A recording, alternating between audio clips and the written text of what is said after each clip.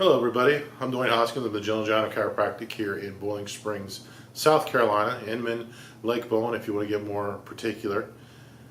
I was told that I needed to start a little weekly vlog, whatever it is, called Fireside Chats with DocHoskins.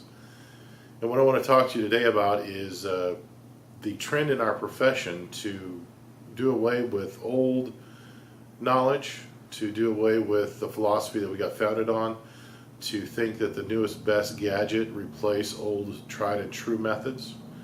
Some of you may know by now that I am the sales and marketing director for Titronics Research and Development, the creators of the Titron thermography scanners.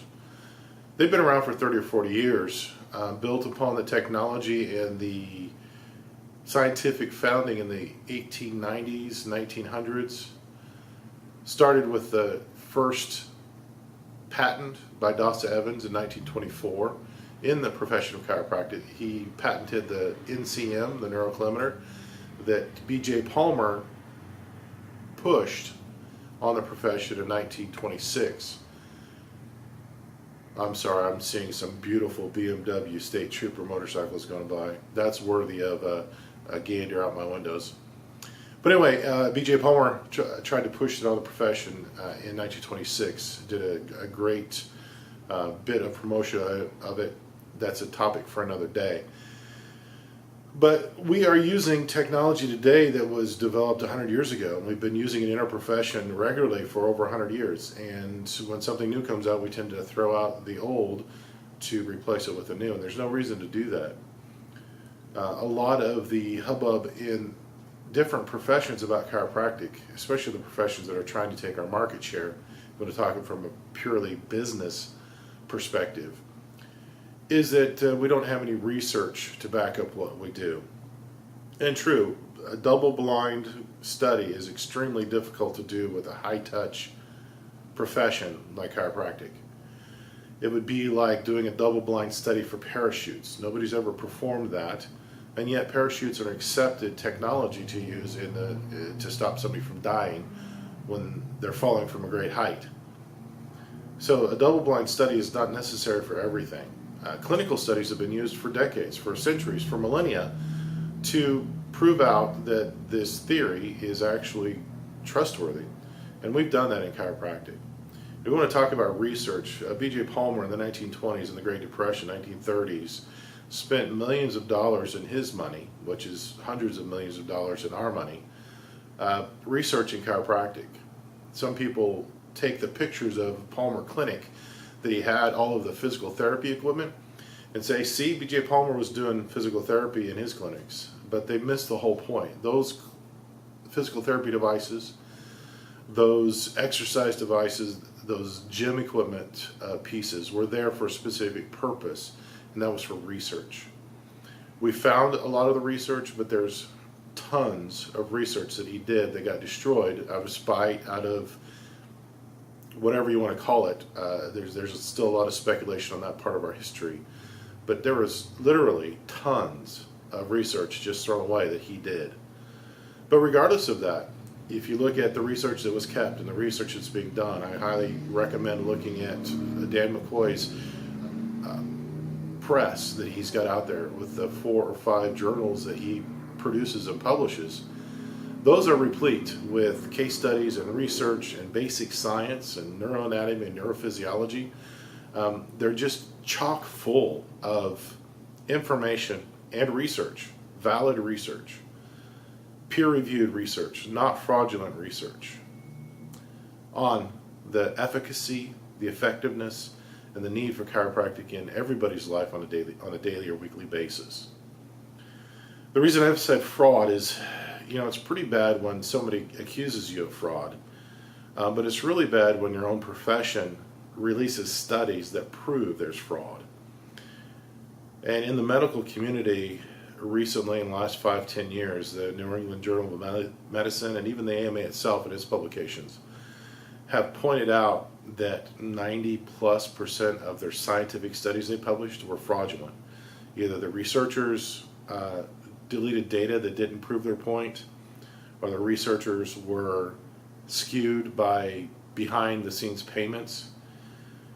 or they just had the wrong intention and didn't calculate properly what they said they were studying, and they came up with incorrect and invalid results.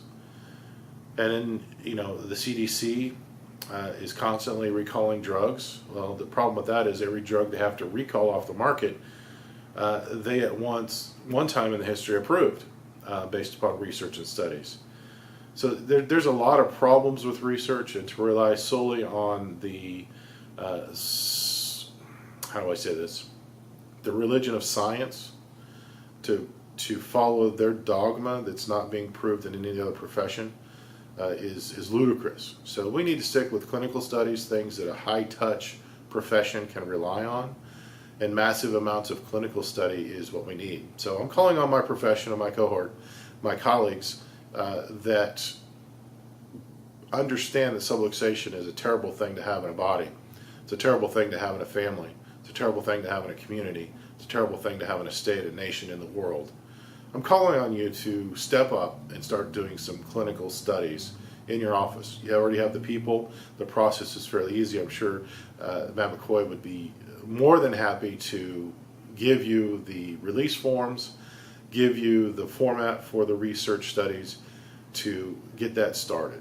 He's always calling for more research, and I think we need to step it up where he has to choose from thousands and thousands of articles when he's going to release them, because there's just an overwhelming number of quality case studies showing the efficacy, efficiency, and effectiveness of chiropractic adjustment on vertebral subluxation, which affects everything in the body, So that's what I wanted to talk to you about. I think that's what I started talking about, but kind of got distracted by the really nice BMW State Trooper bikes. Oh my goodness, that's gorgeous. Anyway, so this ends, well, maybe not. Yeah, this ends the first Fireside Chat with Doc Hoskins.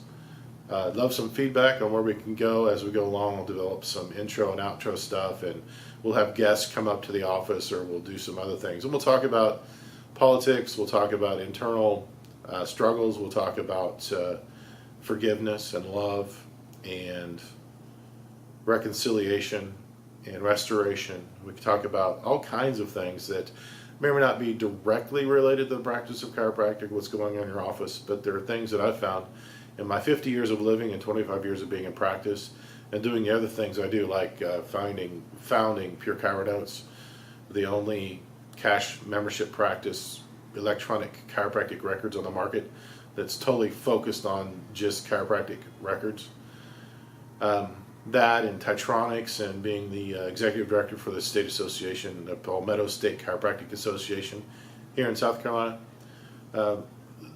With my exposure to things in and around the profession, I want to focus on the things that nobody else is focusing on. You have Sean Dill and Tristan Schaub, and go down the list of all the other people that are out there telling you how to do business. Those are the people to listen to about doing business.